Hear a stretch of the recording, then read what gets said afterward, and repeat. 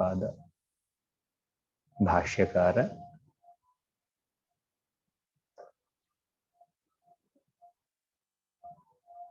अस्मद्गुरु पर्यंतम्। ज्ञान भक्ति सेवामय चिन्मय नित्य शुद्ध गुरु विमुक्त चिन्मय महासमाधौ संस्थित चिन्मय भक्तिरस्तु नस्मै चिन्मय चिन्मय गुरवे नमो नमः। चिन्मय गुरवे नमो नमः। इदानीं वेदपारायण पूर्व दश शांति मंत्राः। ओम शन्नो मित्रः शं वरुणः शन्नो भवत्वर्यमा शन्न इन्द्रो बृहस्पतिः शन्नो विष्णुरुक्रमः नमो ब्रह्मणे नमस्ते वायो त्वमेव प्रत्यक्षं ब्रह्मासि त्वामेव प्रत्यक्षं ब्रह्म वदिष्यामि ऋतं वदिष्यामि सत्यं वदिष्यामि तन्मामवतु तद्वक्तारमवतु अवतु माम् अवतु वक्तारम्।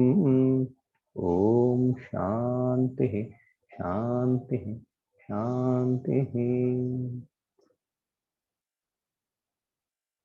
ओम सहना भवतु सहनौ भुनक्तु सह वीर्यं करवावहै तेजस्विनावधीतमस्तु मा विद्विषावहै। ओम शांति शांति शांति। ओम यश्चन्दसां विश्वरूपः छन्दोभ्योऽध्यमुता सम्बभूव तमेन्द्रो मेधया शृणोतु नवतस्य देवधारणो भूयासं यदीरं मे विचर्षणं जिह्वा मे मधुमत्तमा कर्णाभ्यां भूरिविश्रुवं ब्रह्मणः कोशोऽसि मेधया पिहितः ऋतं मे गोपाय। ॐ शान्ति शान्ति शान्तिः। अहं वृक्षस्य तेरिव कीर्तिपृष्ठं गिरेरिव ऊर्ध्वपवित्रो वाजिनीव स्वमृतमस्मि रविनगुं सवर्चसं सुमेधा अमृतोऽखिलः इति त्रिशङ्कोर्वेदानुवचनम्। ॐ शान्तिः शान्तिः शान्तिः। ॐ पूर्णमदः पूर्णमिदं पूर्णात् पूर्णमुदच्यते पूर्णस्य पूर्णमादाय पूर्णमेवावशिष्यते। ॐ शान्ति शान्ति शान्ति। ॐ आप्यायन्तु ममाङ्गानि वाक्प्राणश्चक्षुश्रोत्रमतो बलमिन्द्रियाणि च सर्वाणि सर्वं ब्रह्मोपनिषदम् माहं ब्रह्म निराकुर्याम् मा ब्रह्म निराकरोत् अनिराकरणमस्तु निराकरणं मे अस्तु। तदात्मनि निरतेय उपनिषत्सु धर्माः ते मयि सन्तु ते मयि सन्तु। ॐ शान्ति शान्ति शान्तिः। ॐ वाङ्मे मनसि प्रतिष्ठिता मनो मे वाचि प्रतिष्ठितम् आविराविर्म एधि मेदस्य मानीस्तः ऋतं मे मा प्रहासीरनेनाधीतेनाहोरात्रान्तं दधाम्यरतं वदिष्यामि सत्यं वदिष्यामि तन्मामवतु तद्वक्तारमवत्वतु मामवतु वक्तारमवतु वक्तारम्। ॐ शान्तिः शान्तिः शान्तिः।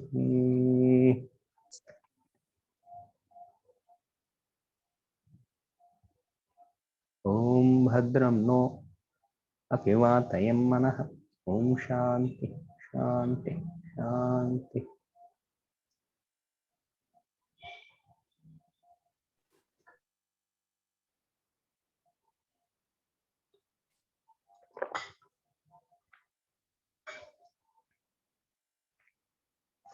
ॐ भद्रं कर्णेभिः शृणुयामदेवाः भद्रं पश्येमाक्षभिर्यजत्राः स्थिरैरङ्गैः स्तुष्ट्वागुंसस्तनूभिः यशेम देवहितं यदायुः तस्य न इन्द्रो वृद्धश्रवाः स्वस्ति नः पूषा विश्ववेदाः स्वस्ति नस्तार्क्ष्यो अरिष्टनेमिः स्वस्ति नो बृहस्पतिर्दधातु ॐ शान्तिः शान्तिः शान्तिः।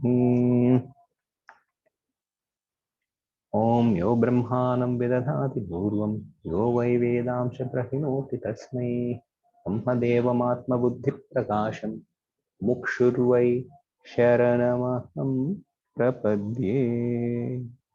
ॐ शान्तिः शान्तिः शान्तिः। इति एवं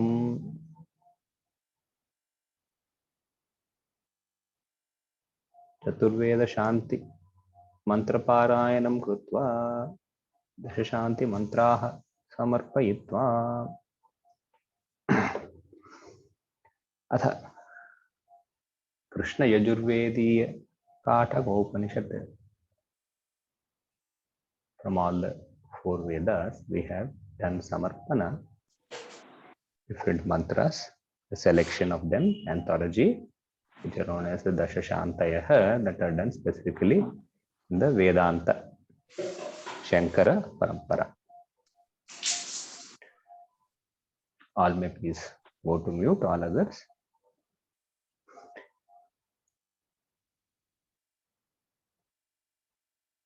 In the Krishna Yajurvediya Kata Shakha, there is the Kataka Upanishad, which we all chant. The Mahatmyam is also there within the mantras themselves as it comes for the Pitrus also. Let us hold our hands and pray, do our prarthana. Om Namo Bhagavata Vaivasvataya Murtyave Brahma Vidyacharyaaya Nachiketase cha. अथ कृष्ण यजुर्वेदीय कथशाखान्तर्गत काटकोपनिषत् अथ शान्तिपाठः। ॐ सहना भवतु सहनौ भुनक्तु सह वीर्यं करवावहै तेजस्विनावधीतमस्तु मा विद्विषावहै। ॐ शान्ति शान्ति शान्तिः। अथ प्रथमोऽध्यायः अथ प्रथमावल्ली। ॐ उषन्हवैवाजश्रवसः सर्ववेदसंददौ तस्य नचिकेता नाम पुत्र आस तगुंहकुमारगुं सन्तं दक्षिणासु नीयमानासु श्रद्धा विवेश सोमन्यत पीतोदकाजग्धतृणा दुग्धदोहानिरिन्द्रियाः नन्दानामते लोकाः तान् स गच्छति ताददत्। सहोवाच पितरं तत कस्मै मां दास्यसीति द्वितीयं तृतीयं तगुंहोवाच प्रत्यवेत्त्वा ददामीति। बहूनामेमि प्रथमो बहूनामेमि मध्यमः किगुंसुद्यमस्य कर्तव्यं यन्मयाद्य करिष्यति। अनुपश्य यथा पूर्वे प्रतिपश्य तथा परे सस्यमिव मत्यपच्यते सस्यमिवाजायते पुनः।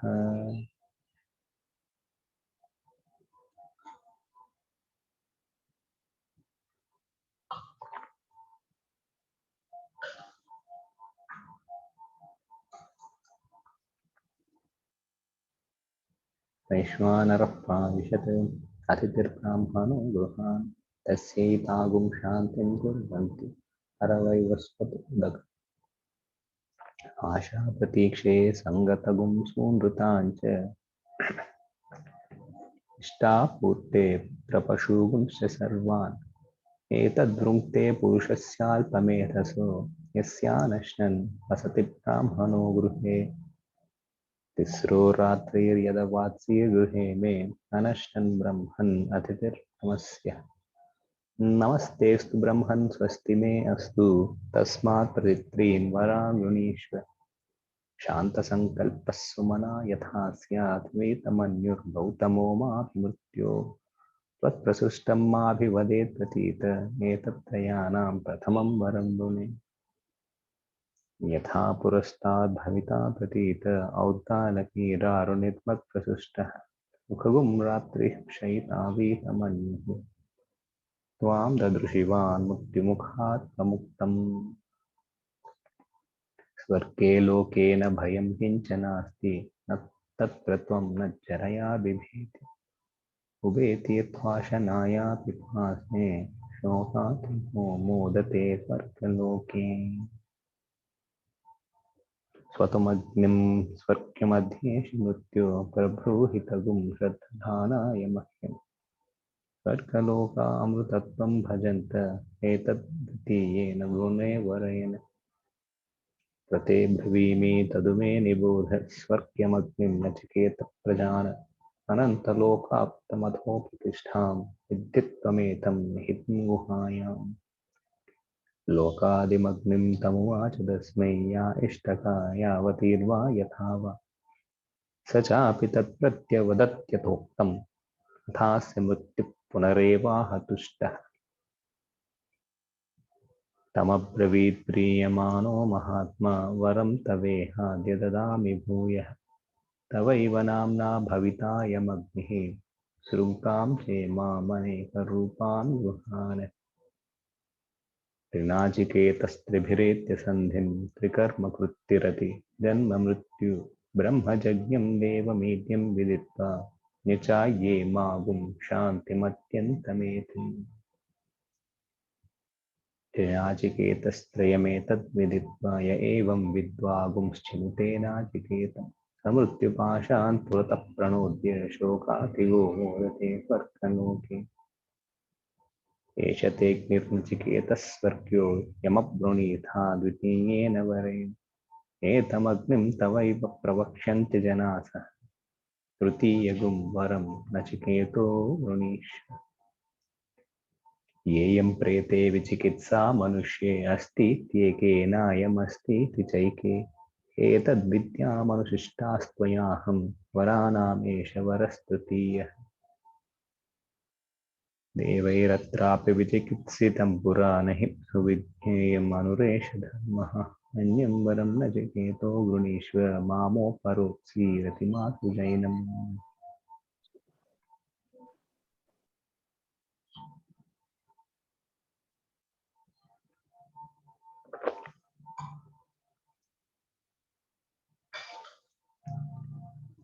देवैः रत्रैपि विचिकित्सितं किल त्वं च मुख्यो यन्न सुविज्ञेयमात्र वक्ता चास्य त्वाग्रगण्यो न लभ्यो नान्यो वरस्तुल्य एतस्य कश्चित् शतायुषपुत्रपौत्रां वृणीष्व बहून् पशून् हस्ति हिरण्यमश्वान् भूमेर्महद्नायतनं वृणीष्व स्वयं च जीव शरदो यावदिच्छसि एतत्तुल्यं यदि मन्यसे वरं वृणीष्व वित्तं चिरजीविकाञ्च महाभूमौ नचिकेतस्त्वमेधि कामानां त्वा कामभाजं करोमि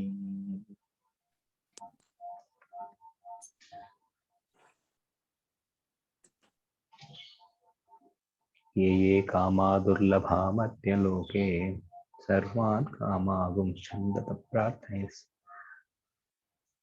इमा रामा सरता सतूर्या न हीदृशा लम्भनीया मनुष्यैः आभिर्मत्पत्ताभिः परिचारयस्व नचिकेतो मरणं मानुप्राक्षीः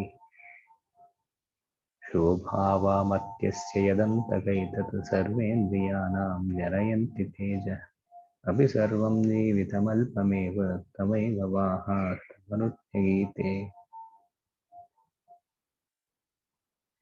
न वित्तेन तर्पणीयो मनुष्यो लप्स्यामहे वित्तमद्राक्ष्मचेत्त्वा जीविष्यामो यावदीशिष्यसि त्वं वरस्तु मे वरणीयः स एव हीयताममृतानामुपेत्य जीर्यन्मर्त्यः पदस्थः प्रजानन् अभिध्यायन् वर्णरतिप्रमोदान् अतिदीर्घे जीविते को रमेत यस्मिन्निदं विचिकित्सन्ति मृत्यो यत्साम्पराये महति प्रोक्तस्तत् योऽयं वरो गूढमनुप्रविष्टो नान्यं तस्मान्नचिकेता गृणीते। इति काठकोपनिषदि प्रथमाध्याये प्रथमावल्ली।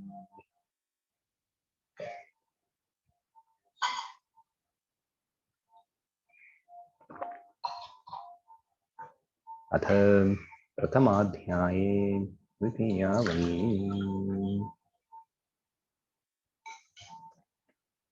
अन्यच्छ्रेयो अन्यदुतैव प्रेयस्ते उभे नानार्थे पुरुषगुं विनीतः।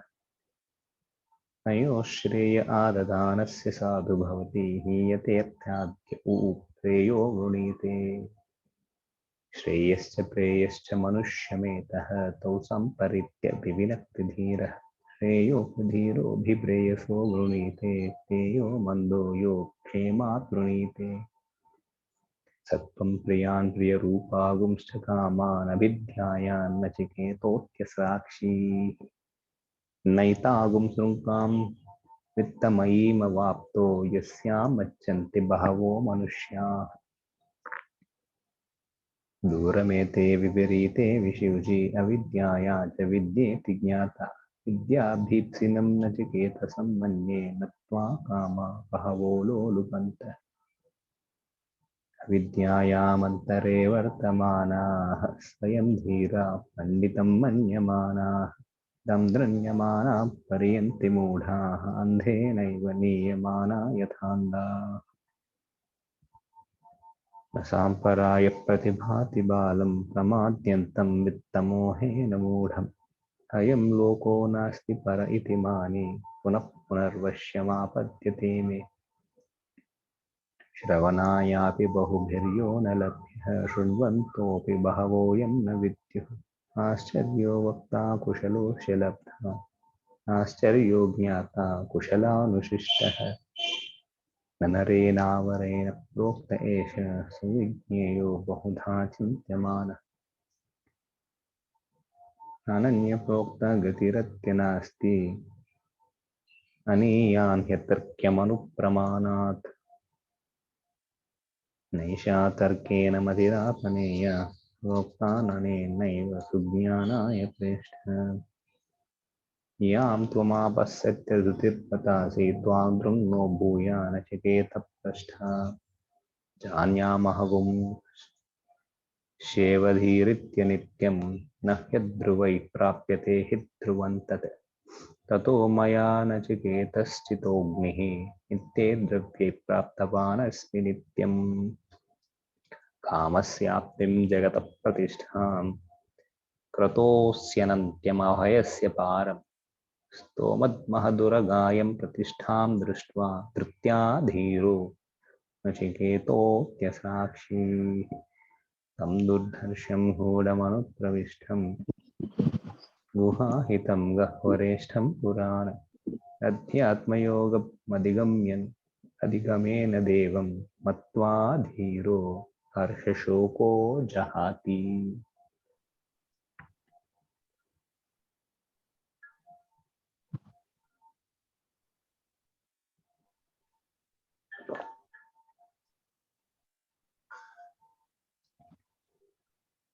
एतच्छ्रुत्वा सम्परिगृह्य मर्त्यः प्रबृह्य धर्म्यम् अनुमेतमाप्य समोदते मोदनीयगुं हि लब्ध्वा विवृतगुं सद्म नचिकेतसम्मन्ये। अन्यत्र धर्मादन्यत्र कृतात् अन्यत्र भूताच्च भूम्याच्च यत्तत् पश्यसि तद्वद।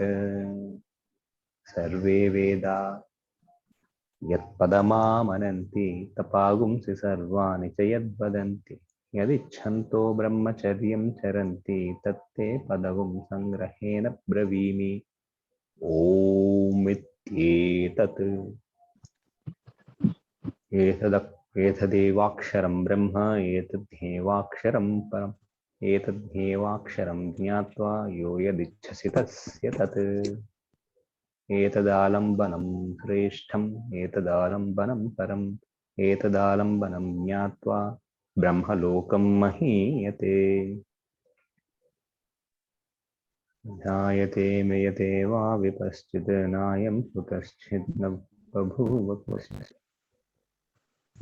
अजो नित्यश्शाश्वतोऽयं पुराणः न हन्यते हन्यमाने शरीरे।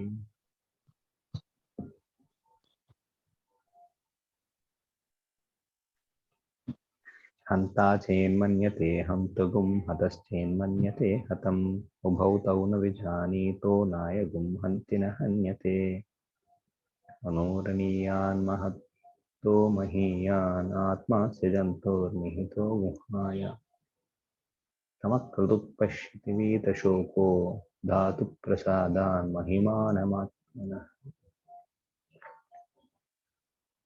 आसीनो दूरं व्रजति शयानो याति सर्वतः कस्तं मदामदं देवं मदन्यो ज्ञातुमर्हति अशरीरगुं शरीरेषु अनवस्त्वेष्वस्थितं महान्तं विभुमात्मानं मत्वा धीरो न शोचति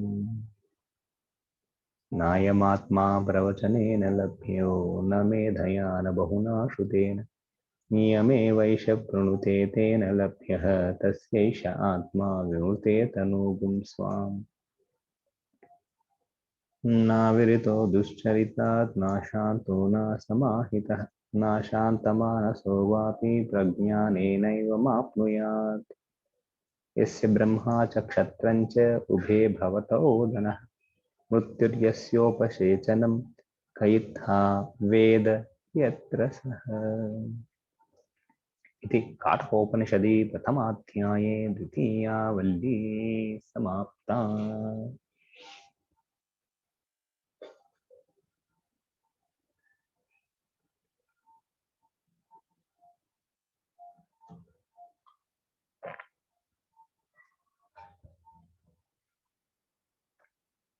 अथ प्रथमाध्याये तृतीया वल्ली कृतं पिबन्तो सुकृतस्य लोके गुहां प्रविष्टो परमे परार्थे छाया तपो ब्रह्मविद्धो भगन्ति पञ्चाग्नयो ये च त्रिनाचिकेताः यस्येतुरीजानानाम् अक्षरं ब्रह्म यत्परम् अभयं तितीर्षितां पारं नाचिकेतगुं शकेमहि आत्मानगुं रथिनं विद्धि शरीरगुं रथमेव तु बुद्धिं तु सारथं विद्धि मनः प्रगृहमेव च इन्द्रियाणि हयान्याहुः विषयागुंस्तेषु गोचरान् आत्मेन्द्रियमनोयुक्तं भोक्तेत्याहुर्मनीषिणः यस्तु विज्ञानवान् भवति अयुक्तेन मनसा सदा तस्येन्द्रियाण्यवश्यानि दुष्टाश्वाय सारथेः यस्तु विज्ञानवान् भवति युक्तेन मनसा सदा यस्तस्येन्द्रियाणि वश्यानि सदाश्वा इव सारथेः यस्तु विज्ञानवान् भवत्यमनस्कः सदा शुचिः न ते न स तत्पदमाप्नोति संसारं चाधिगच्छति यस्तु विज्ञानवान् भवति समनस्कः सदा शुचिः स तु तत्पदमाप्नोति यस्मात् भूयो न जायते विज्ञानसारथिर्यस्तु मनः प्रग्रहवान् नरः मोत्मनः पारमाप्नोति तद्विष्णोः परमं परम् इन्द्रियेभ्यः परा ह्यर्था अर्थेभ्यश्च परं मनः मनसस्तु परा बुद्धेरात्मा महान् परः महतः परमव्यक्तम् अव्यक्तात् पुरुषः परः पुरुषान्न परं किञ्चित् सा काष्ठा सा परा गतिः एष सर्वेषु भूतेषु गूढोत्मानः प्रकाशते दृश्यते त्वग्रया बुद्ध्या सूक्ष्मया सूक्ष्मदर्शिभिः यच्छेदवाङ्मनसि प्राज्ञः तद्यच्छेज्ञानमात्मनि ज्ञानमात्मनि महती नियच्छेत् तद्यच्छेच्छान्तमात्मनि उत्तिष्ठत जाग्रत प्राप्य वरान् निबोधत क्षुरस्य धारा निशिता दुरत्यया दुर्गं पतस्तत्कवयो वदन्ति शब्दमस्पर्शमरूपमव्ययं तथा रसं नित्यमगन्धवच्चयत् अनाद्यनन्तं महतः परं ध्रुवं निच्चाय्यन्तन्मृत्युमुखात् प्रमुच्यते नाचिकेतमुपाख्यानं मृत्युप्रोक्तं सनातनम् उक्त्वा श्रुत्वा च मेधावी ब्रह्मलोके महीयते य इमं परमं गुह्यं श्रावयेत् ब्रह्म संसदि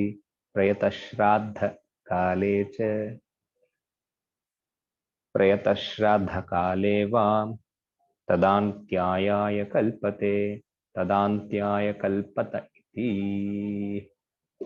इति काडकोपनिषदि प्रथमाध्याये तृतीया वल्ली. You would have listened to the Mahatmya also in the same Veda mantras itself just now.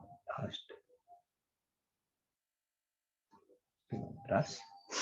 अथ द्वितीयोऽध्यायः. अथ द्वितीयाध्याये प्रथमा वल्ली.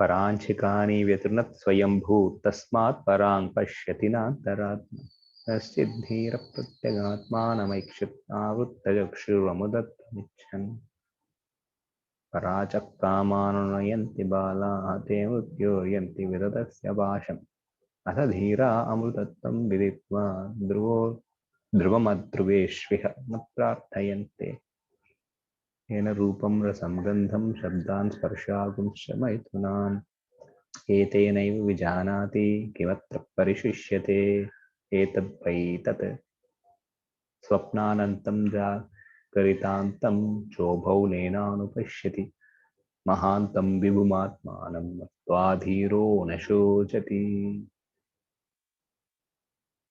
नैमं मद्वधं त्वेद आत्मानं जीवमन्तिकात् ईशानं भूतभव्यस्य न ततो विजुगुप्सते एतद्वै तत्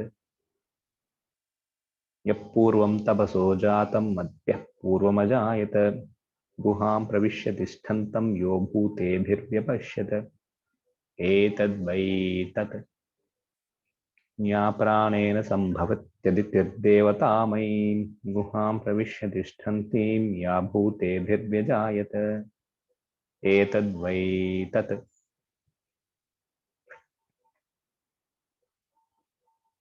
अरण्योर्निहितो जातवेदा गर्भ इव सुभृतो गर्भिणीभिः दिवे इव दिव ईड्यो जागृवद्भिः हविष्यमद्भिर्मनुष्येभिरग्निः एतद्वै तत्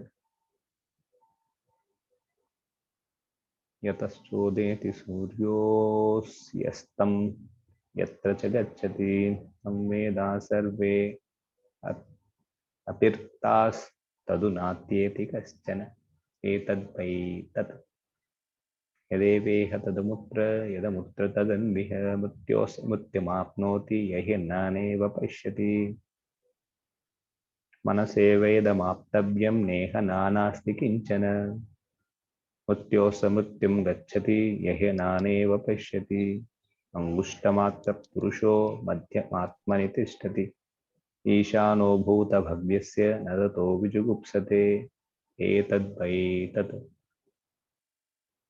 अङ्गुष्ठमात्रपुरुषो ज्योतिरिवाधूमकः ईशानो भूतभव्यस्य स एवाद्य स उष्वः एतद्वै तत् यथोदकं दुर्गे वृष्टं पर्वतेषु विधावति एवं धर्मान् पृथक् पश्यन् स्थानेवानुविधावति यथोदकं शुद्धे शुद्धम् आसिक्तं तादृगेव भवति एवं मुनेर्विजानत आत्मा भवति गौतम. इति काटकोपनिषदि द्वितीयाध्याये प्रथमा वल्ली द्वितीयाध्याये द्वितीया वल्ली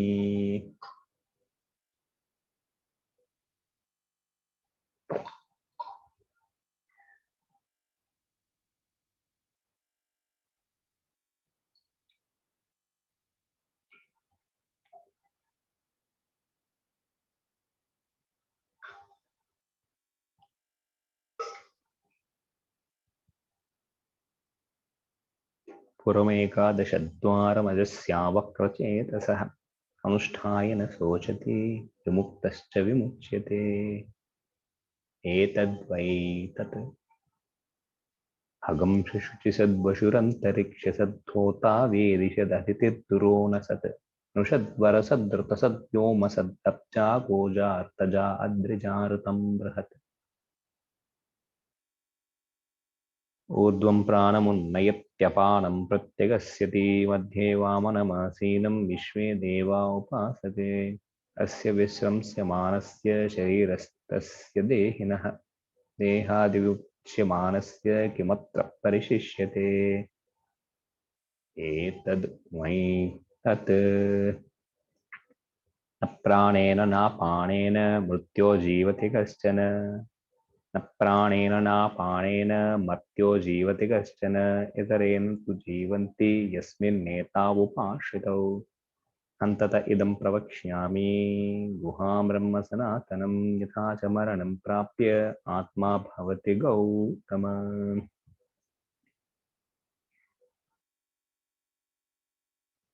न्योनिमन्ये प्रपद्यन्ते शरीरत्वाय देहिनः स्थाणुमन्ये अनुसंयन्ति यथा कर्म यथा श्रुतम् येषु युक्तेषु जागर्ति कामं कामं पुरुषो निर्विमानः तदेव शुक्रं तद्ब्रह्म तदेवामृतमुच्यते तस्मिन् लोकाश्रिताः सर्वे तदुनात्येति कश्चन एतद्वै तत् अग्निर्यथैको भुवनं प्रविष्टो रूपं रूपं प्रतिरूपो बभूव एकस्तथा सर्वभूतान्तरात्मा रूपं रूपं प्रतिरूपो बहिश्च वायुर्यथैको भुवनं प्रविष्टो रूपं रूपं प्रतिरूपो बभूव एकस्तथा सर्वभूतान्तरात्मा रूपं रूपं प्रतिरूपो बहिश्च सूर्यो यथा सर्वलोकस्य चक्षुर्न लिप्यते चाक्षुषैर्बाह्यदोषैः एकस्तथा सर्वभूतान्तरात्मा न लिप्यते लोकदुःखेन बाह्यः एको वशी सर्वभूतान्तरात्मा एकं रूपं बहुधा यः करोति तमात्मस्तं ये अनुपश्यन्ति धीराः तेषां सुखं शाश्वतं नेतरेषाम् नित्योऽनित्यानां चेतनश्चेतनानामेको बहूनां यो विदधाति कामान् तमात्मस्तं येऽनुपश्यन्ति धीरास्तेषां शान्तिः शाश्वती नेतरेषाम् तदेतदिति मन्यन्ते अनिर्देश्यं परमं सुखं कथं नु तद्विजानीयाम् किमु भाति विभाति वा तदत्र सूर्यो भाति न चन्द्रतारकं नेमा विद्युतो भान्ति कुतोऽयमग्निः तमेव भान्तमनुभाति सर्वं तस्य भासा सर्वमिदं विभाति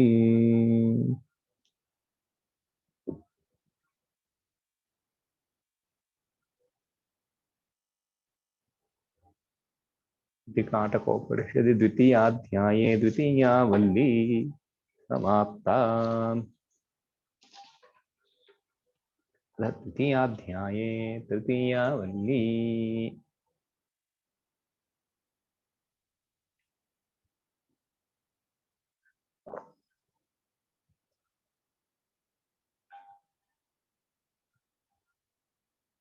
ऊर्ध्वमूलो वाक्शाख एषोऽश्वत्थः सनातनः तदेव शुक्रं तद्ब्रह्म तदेवामृतमुच्यते तस्मिन् लोकाश्रिताः सर्वे तदुनात्येति कश्चन एतद्मयि तत् यदिदं किञ्च जगत्सर्वं प्राण एजति निःसृतं महद्भयं वज्रमुद्यतं य एतत् विदुरमृतास्ते भवन्ति भयादस्याग्निस्तपति भयात् तपति सूर्यः भयादिन्द्रश्चाग्वायुश्च मृत्युर्धावति पञ्चमः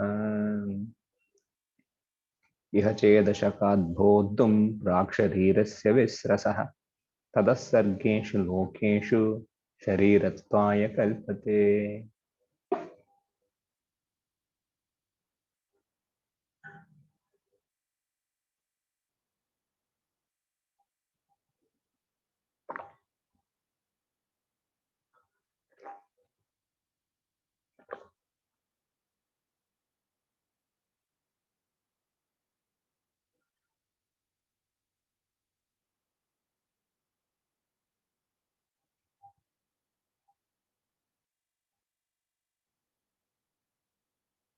यथा दर्शे तथात्मनि यथा स्वप्ने तथा पितृलोके यथाप्सुपुरि परिवददृशे तथा गन्धर्वलोके छाया तपयोरिव ब्रह्मलोके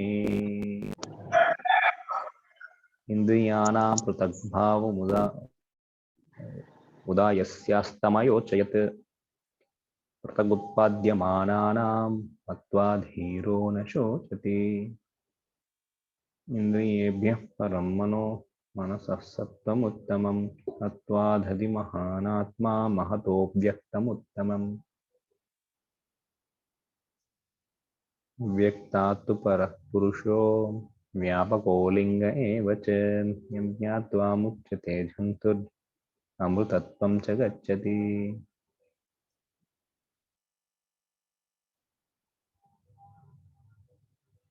न सन्दृशे तिष्ठति रूपमस्य न चक्षुषा पश्यति कश्चनैनं हृदा मनीषा मनसा हि कुप्तो य एतत् विदुर्ममृतास्ते भवन्ति यदा पञ्चावतिष्ठन्ते ज्ञानानि मनसा सह बुद्धिश्च न चेष्टति तामाहुः परमां गतिम् तां योगमिति मन्यन्ते स्थिरामिन्द्रियधारणम् अप्रमत्तस्तदा भवति योगो हि प्रभवाप्ययौ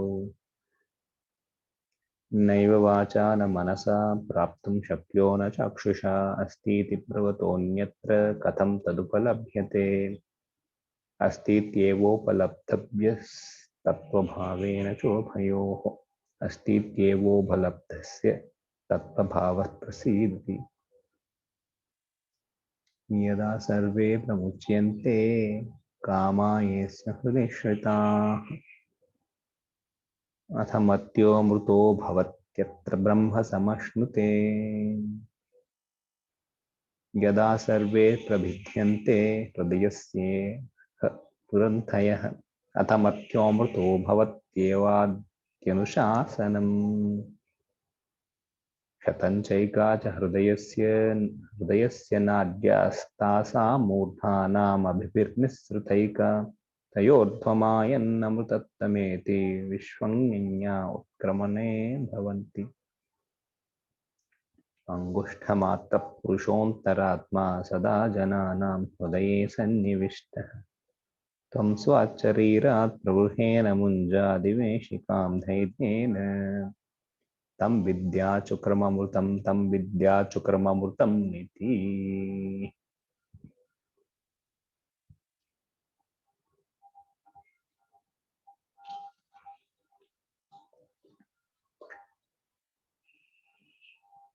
मृत्युप्रोक्तं नचिकेतोऽथ लब्ध्वा विद्यामेतां योगविधिं च कृत्स्नम् ब्रह्म प्राप्तो विरजोऽभूत् मृत्युरन्योऽप्येवं यो विदधात्यात्मयेव द्वितीयोऽध्यायः समाप्तः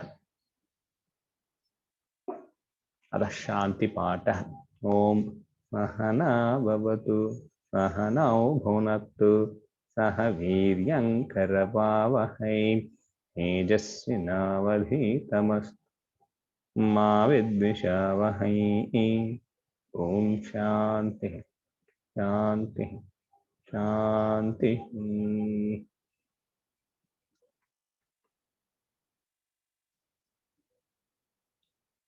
We have offered the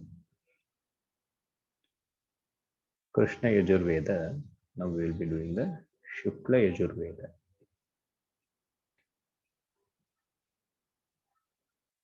as part of the Pitruruna Samarpana, the Panchamaha Yajnas that we should do daily, every day, to overcome the different deficiencies in our own personality, and also as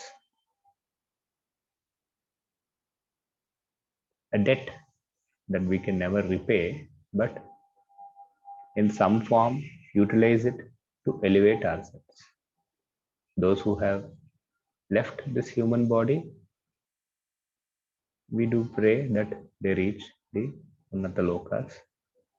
But those of us who are already here, it is our thing that our actions, yatha karma yatha shrutam, as you have seen in the Veda mantras we have chanted just now, take us to the highest, which is the moksha or Brahmaloka or Atma Sakshatkara, as we call it. And these mantras all give that prayojana. The Vishayaha and the Prayojana is also that. So while we are alive in the body, we should all remember that the Purushartha, Purusha Kartavya, Prayatnena Kartavya, Moksha. And the Upanishads are the goal towards that. It is their Purna Vishaya.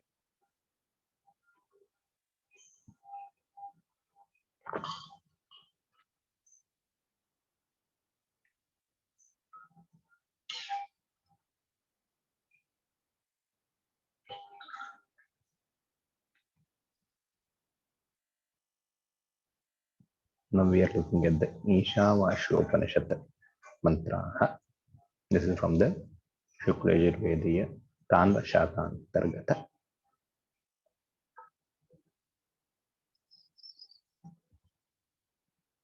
From the Samhita Bhaga, this is the Chatvarvishodhyaya Yajurveda Samhita.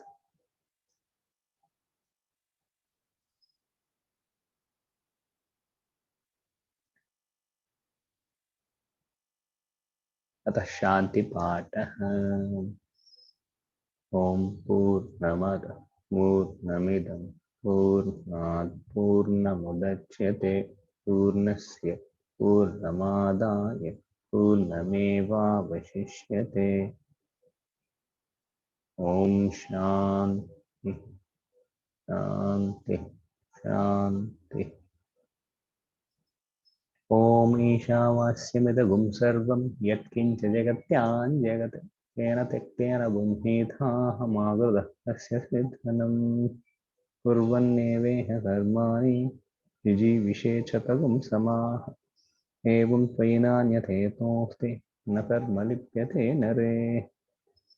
असुर्यानामते लोकाः अन्धेन तमसा वृताः तागुंस्ते प्रेत्याभिगच्छन्ति एके चात्महनो जनाः। अनेजदेकं मनसो जवीयो नैनद्देवाप्नुवन् पूर्वमर्षत् तद्धावतोऽन्यानज्ञेतिष्ठद् तस्मिन्नपो मातरिष्वा दधाति। तदेजति तन्नैजति तद्दूरे तद्वन्तिके तदन्तरस्य सर्वस्य तदु सर्वस्यास्य बाह्यतः। यस्तु सर्वाणि भूतान्यात्मन्येवानुपश्यति सर्वभूतेषु चात्मानं ततो न विजुगुप्सते। यस्मिन् सर्वाणि भूतानि आत्मैवाभूत् विजानतः तत्र को मोहकः शोक एकत्वमनुपश्यतः। पर्यगाचुक्रमकायमव्रणम् अस्नाविरगुं शुद्धमपापविद्धम् कविर्मनीषी परिभू स्वयंभू याथादत्यतोऽर्थान् यतधा शाश्वतीभ्यः समाप्य अन्धं तमः प्रविशन्ति ये विद्यामुपासते ततो भूयैव ते तमो यौ विद्यायागुं गताः यदेवाहुर्विद्यया अन्यदाहुरविद्यया इति विश्वमधीनानां येनस्तद्विदचक्षिरे विद्याञ्च यस्तद्वेदो भयगुंसः अविद्यया मृत्युं तीर्त्वा विद्ययामृतमश्नुते अन्धं तमः प्रविशन्ति ये सम्भूतिमुपासते ततो भूय एव ते तमो यौ सम्भूत्यागुं गताः अन्यदेवाहुः अन्यदाहुरसम्भवादिति विश्वमधीराणां येनस्तद्विदचक्षिरे सम्भूतिं च विनाशं च यस्तद्वेदो भयगुंसः विनाशेन मृत्युं तीर्त्वा सम्भूत्यामृतमश्नुते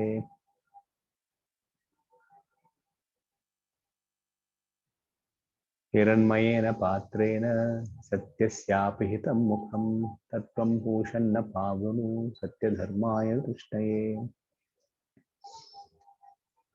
Do namaskara to the Parabrahma Swarupa. The upasana going on. Asking for that here. Pushane karshe yamasurya prajapatya vyuha rashmin samuhat tejah tatte rupam kalyanatamam tatte pashyami.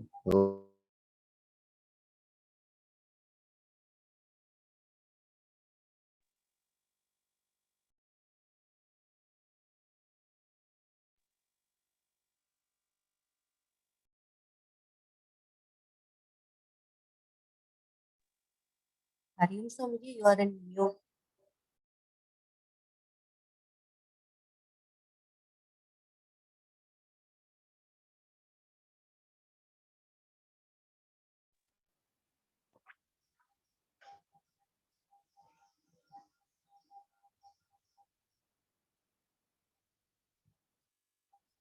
वायुरनिलममृतमथेधं भस्मान्तगुं शरीरम् ॐ क्रतो स्मर कृतगुं स्मर क्रतो स्मर कृतगुं स्मर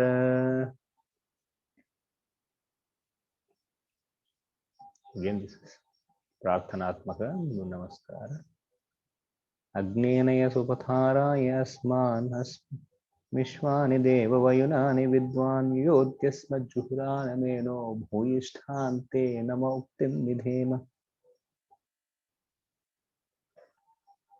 अग्नेनय सुपथाराय अस्मान् विश्वानि देववयुनानि विद्वान् योद्यस्मज्जुहुरानमेनो भूयिष्ठान्ते नम उक्तिं विधेम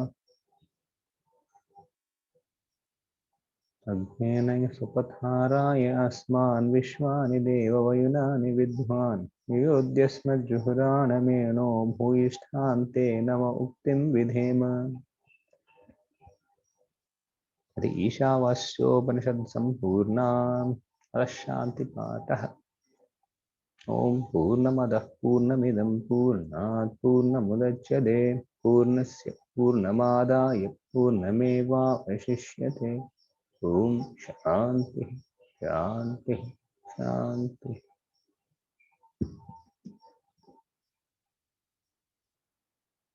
इति शुक्ल यजुर्वेदीय कान शाखांतर्गत संहितोपनिषद ईशावास्योपनिषद संपूर्णम्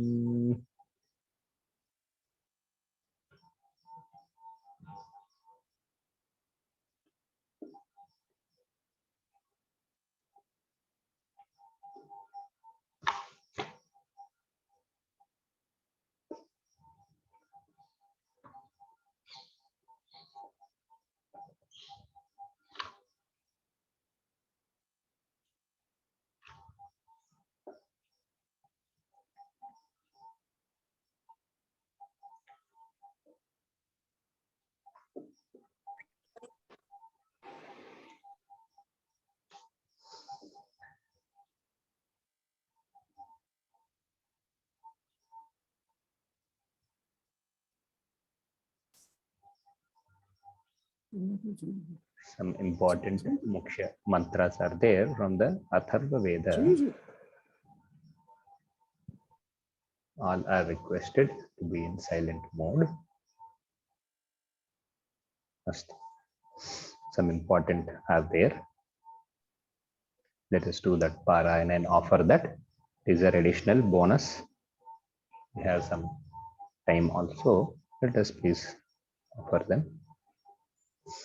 Om Adhashvalayano Bhagavantam Parameshchinamopasamaetyo Vacha Adhihi Bhagavan Brahma Vidyam Varishtham Sada Sadvisemyamanam Nigudham Yachirat Sarva Papam Vipohya Paratparam Purusham Yati Vidwan Tasmai Sahovacha Pitamahascha Shraddha Bhakti Dhyana Yoga Davaihi Om Nakarmana Prajaya Dhane Natyage Naike Amrutvama Ashuhu Hare Anakam Nihitam Ruhayam Iprajate Yadnyatayo Vishanti Vedanta Vijnana Sunischidatta Sanyasa Yoga Dyataya Shuddha Sattva Te Brahma Lokeshu Parantaka Paramrutat Parimuchyante Sarve.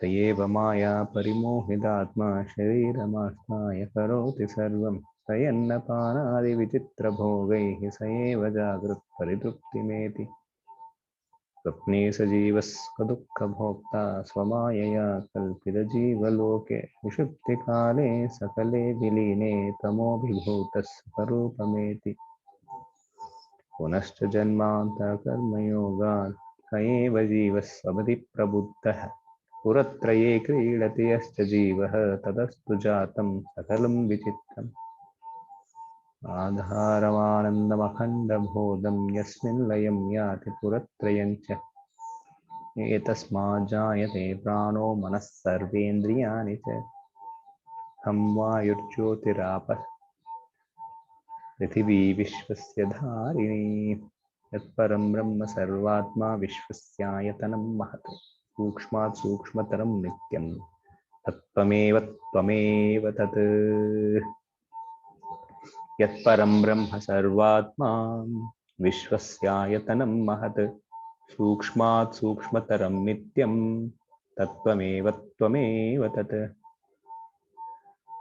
Jagrat Swapna Shushuptyadi Prapancham Yat Prakashate Tad Brahmahamiti Jnatva Sarvabandhai Pramuchyate Vishudhamasu Yad Bhogyam Bhokta Bhogascha Yad Bhavet Tebhyo Vilakshanas Sakshi Chinmatroham Sada Shiva Mayeva Sakalam Jatam Mayi Sarvam Pratishthitham Mayi Sarvam Layam Yati Tad Brahmadvayam Asmiham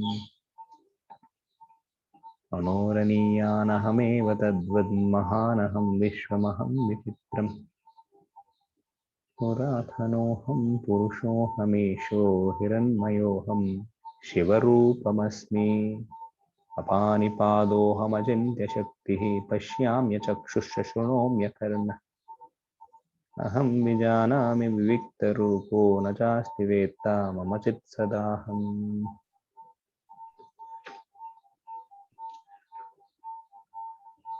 Vedairaneikairahameva Vedhyo Vedanta Krudveda Videva Chaham Na Punya Pape Mamanasti Nasho Na Janma Dehendriya Buddhirasti Na Bhumirapo Na Chavanhirasti Na Chanilo Mesti Na Chambarancha Evam Viditva Paramatma Rupam Guha Shayam Nishkalamadvitiyam Samasta Sakshim Sadasad Vihinam Prayati Shuddham Paramatma Rupam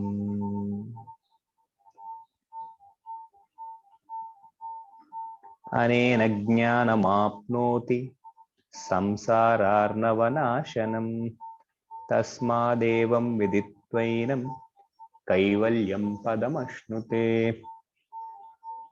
कैवल्यं पदमश्नुत इति अथर्ववेदीय कैवल्योपनिषद मंत्राः समर्पणं समाप्ताः। अस्तु।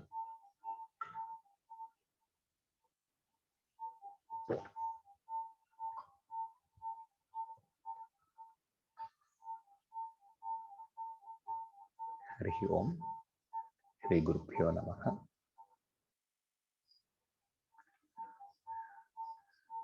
This offering we will close with offering of Naivedya Nivedana and Arati.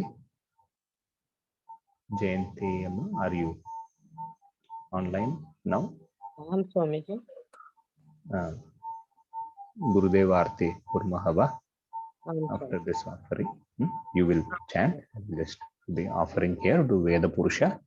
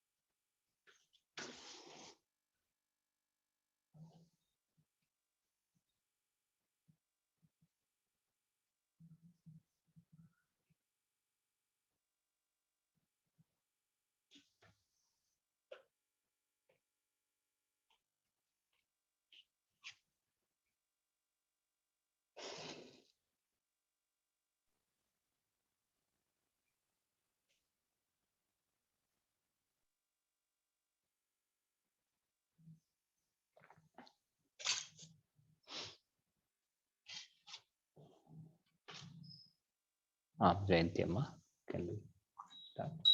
आरती श्री चिन्मय सद्गुरु की दिव्य रूप मूर्ति करुणा की।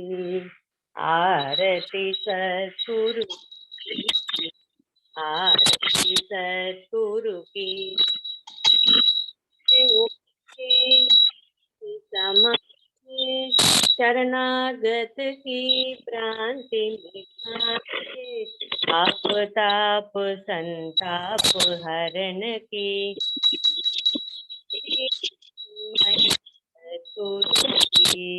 वेद उपनिषद गीता को गाया, धर्म सनातन फिर से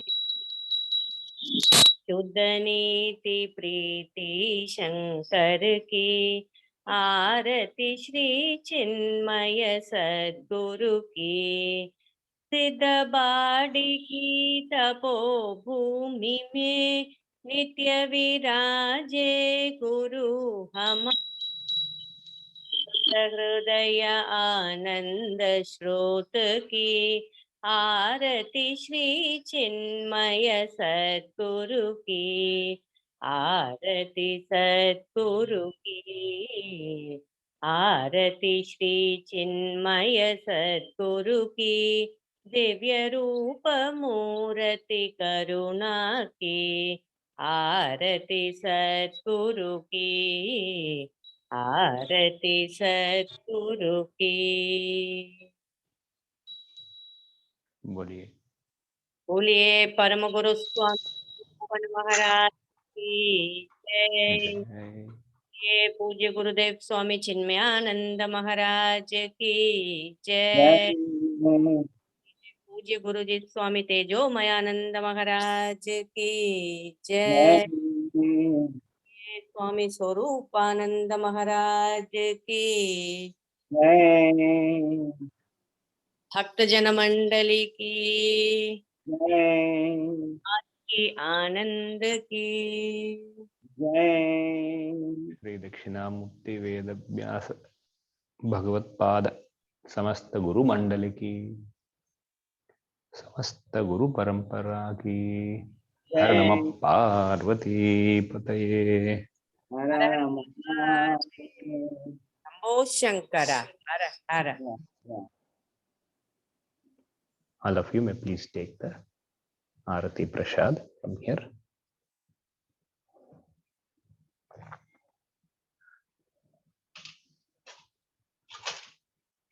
Om Purnamada Purnamidam Purnat Purnamudachyate Purnasya Purnamadaya Purnameva Vashishyate. Om Shanti Shanti Shanti. Harihi Om Shri Gurubhyo Namah. Harihi Om. Every year in the Pitru Paksha, we have this opportunity, and on the Mahalaya, which is today, Amavasya, we can offer to all the Pitrus, related, non-related, human, non-human, everyone is but Atma alone. We do. Apart from that, also, we have a Shraddha Karma also would have been done. This also we have done.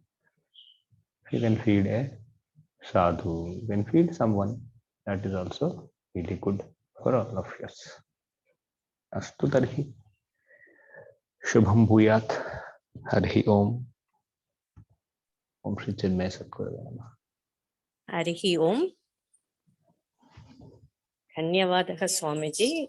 our कृतज्ञता to Guru Parampara and our namaskarams to Pujya Swami Raghunandananda Saraswati ji, who had taken us to Dhyana today through this Upanishad chant. And really we are very much blessed to pray for our Pitru Sadgati. And we also thank each and every one of you who have been part of this Upanishad Parayanam. Hari Om Tat Sat. Hari Om Shri Gurubhyo Namaha. Hari Om. Harihi Om. Namah Shivaya.